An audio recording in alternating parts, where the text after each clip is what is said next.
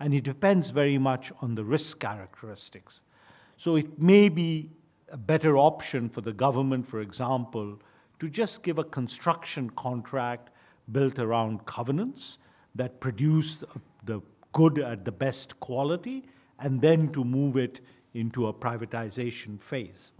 Indeed, one of the lessons that is coming out of it is one important instrument that governments have is a smart approach to ownership, which means own an asset when there is public value in owning an asset, and privatize it when you can actually make sure that the privatization will produce public value.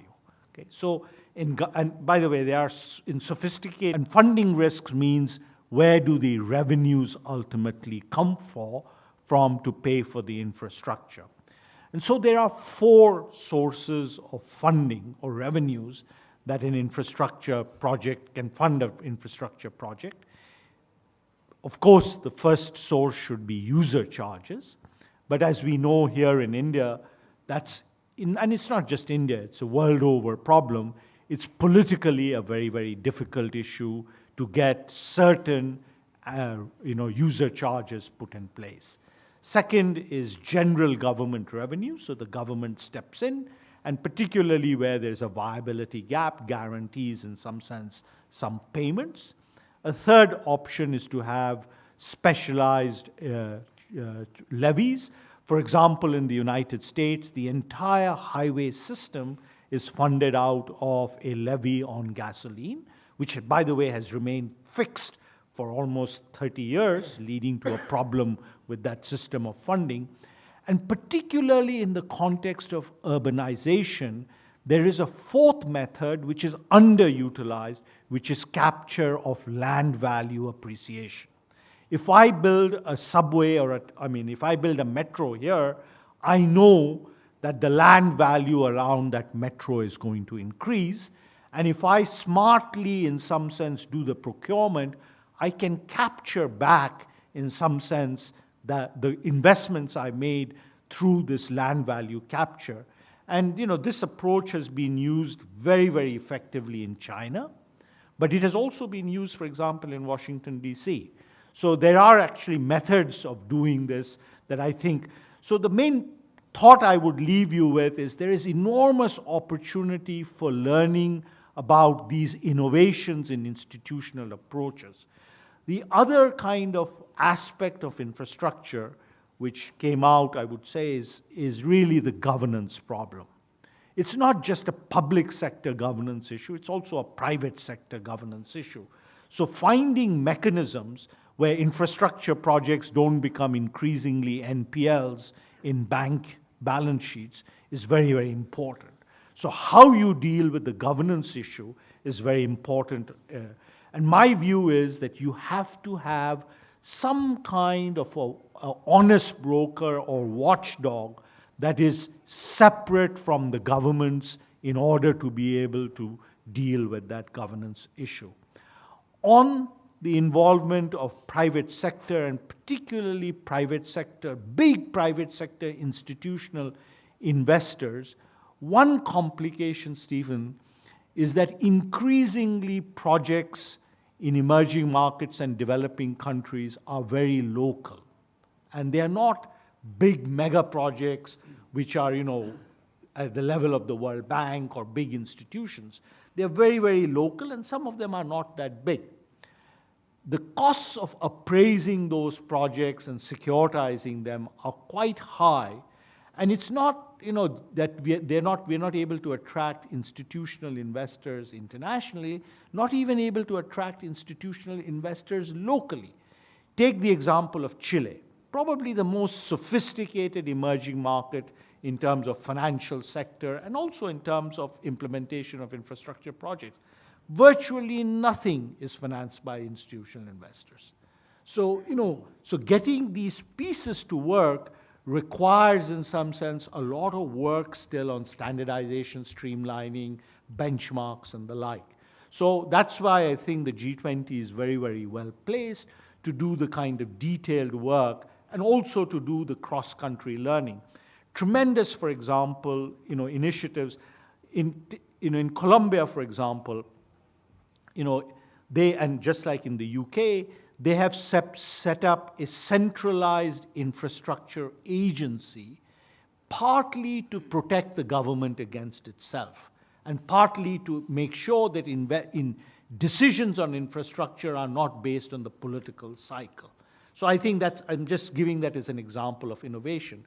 Just like in the case of India, they are pushing forward, in a sense, with a debt fund, but not just for providing financing, but for, in some sense, creating scalable, replicable models for, in some sense, doing the project identification, monitoring. Because as I mentioned, not all projects will be successful. So you have to have some cross-subsidy elements involved in it. So this area, I think, again, we can learn a lot from each other, and the G20 is a very, very good forum for that. You didn't answer Ashima's question. Yeah. So on the issue of MDBs and, in some sense, the political discourse.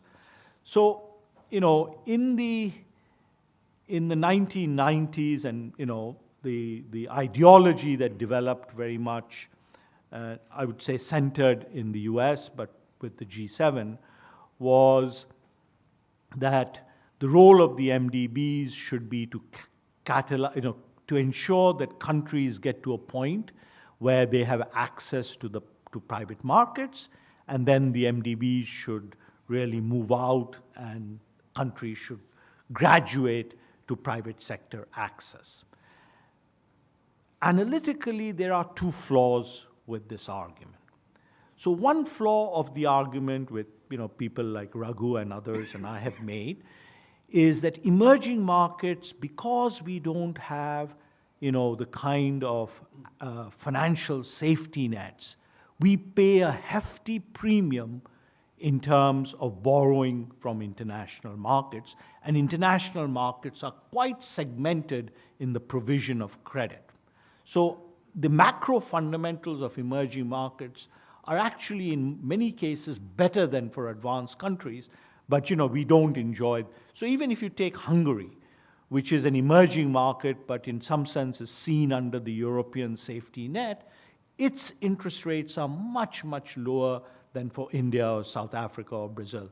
And the costs of borrowing for infrastructure, even in countries like India and Brazil, is really quite high.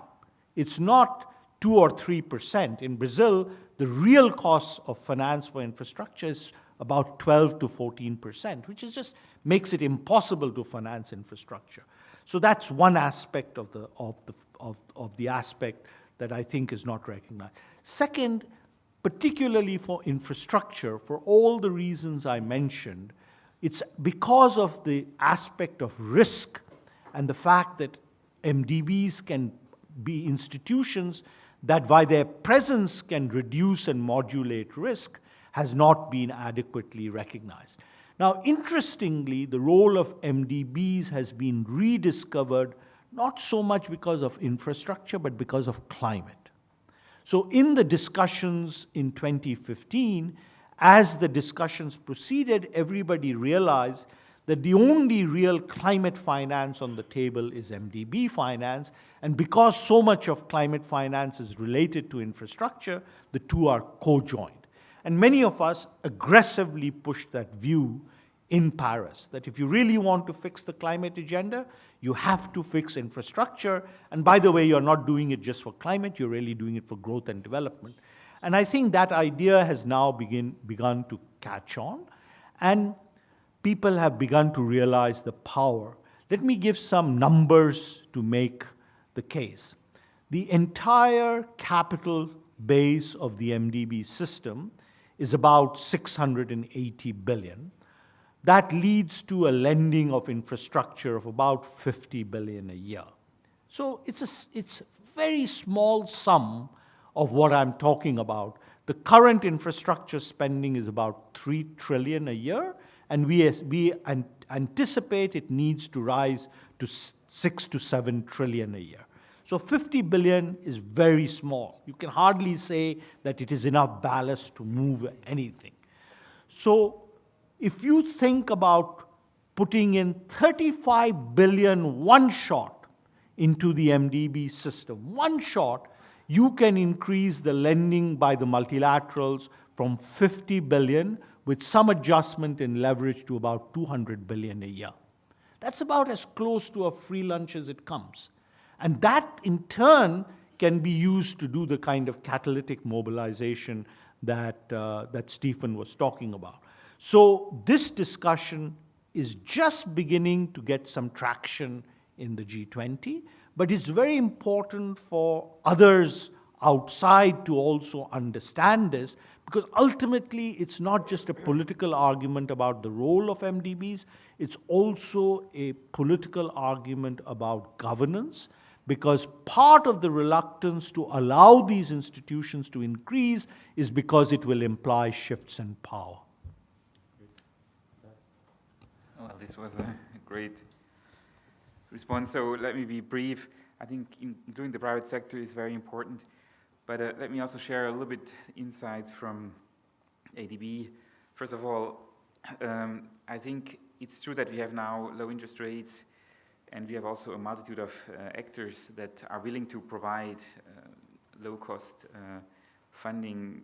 However, as Amar also said, that the rate of return are still very low for a lot of these infrastructure projects, so there is really a problem of a gap or of a lack of bankable projects. And this brings me to the point of how can we make them more bankable. I think, as also Amar mentioned, this method of basically capturing these positive externalities, I think we should try to exploit it more to either look at the land value or look at maybe additional taxes that can be levied on businesses.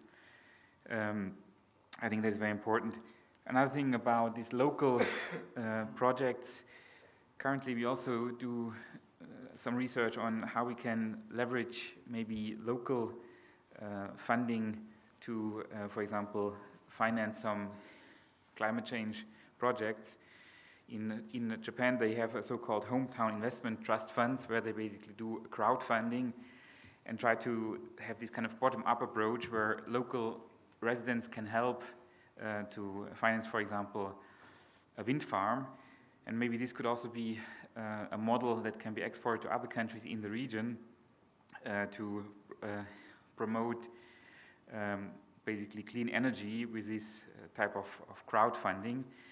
And the role of the government is then to assume a certain risk, because risks are important. Not all of these projects work out well, and so the government has still an important role to share some of the risks. Okay, that's all from my side. Thank you. I just wanted to conclude the session with a couple of remarks, which I hope will tie up the discussion, because there's some important things that emanate from today's discussion. I will take a brief crack at summarizing it.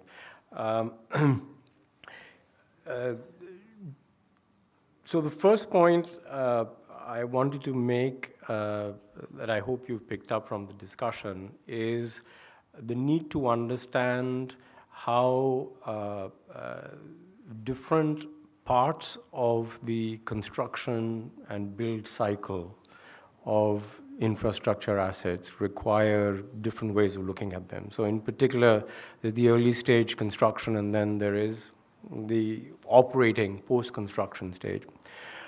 This is very closely linked to how government and the public sector can and must engage with the private. And I think that the discussion needs to be simplified, because we all understand the need to crowd in private financing. We all understand that there is plenty of it available, but the way to make the horse drink the water, so to speak, is to very simply allocate the risks in this project life cycle to where they are most easily taken. So in the early stage construction, I think the very important role of MDBs is to go back to what their original role was to engage very closely with governments, build their capacity to actually take on and help governments take on early stage construction risk and find the financing or supplement the financing for that. You made the very important point that once, if you do that, if you create the asset, it is then much easier to crowd in a much larger pool of private financing.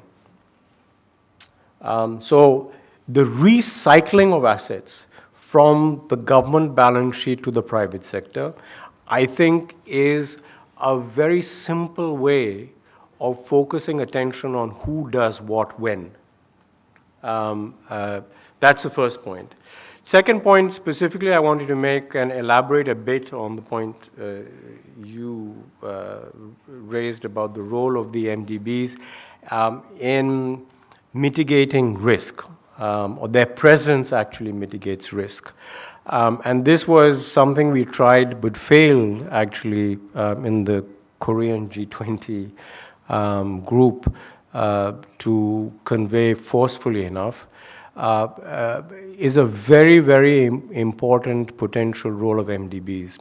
So the MDBs can act as a catalyst, not only to multiply the capital base or the amount of capital that is available, but they act as a catalyst by reducing risk in a tripartite arrangement. So let's take a very simple example, which I think a lot of people here would relate to in India, is that if the multilateral development banks were to engage with distribution companies, electricity distribution companies on the one hand, and financiers of power assets on the other, and provide the comfort to these financiers that the failure to honor contracts on the part of distribution companies is a risk that they would mitigate, right? It sounds very simple, but there are, and this is the last point I wanted to make, is that there are huge institutional and attitudinal obstacles to arriving at these solutions. So in the case of India, for example, the government doesn't want to engage in a conversation about a multilateral mitigating government policy risk. You say, well, there's no such risk. What the hell are you talking about? There's nothing to mitigate. Whereas market participants see that clearly as a risk. But just to overcome that obstacle would be a huge step forward in making this thing happen. Likewise, on the multilateral side, the attitudinal obstacle that we encountered is the need of multilateral agencies to use their own balance sheet. They want to lend. They want to grow their balance sheet, right? They don't want to act as the guarantor. If you could find ways to do that, the multiplier effect could be huge. So my request and plea is that when you next convene on these sets of issues, if we could focus the research and dialogue much more on institutional solutions and obstacle obliterating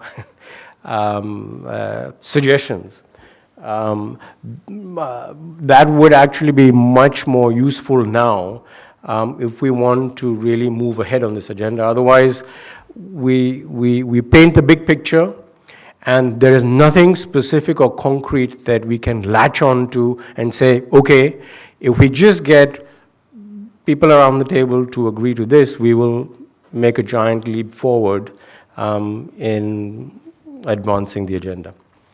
Thank you all, and thank our speakers for what I think was a terrific session. Thank you.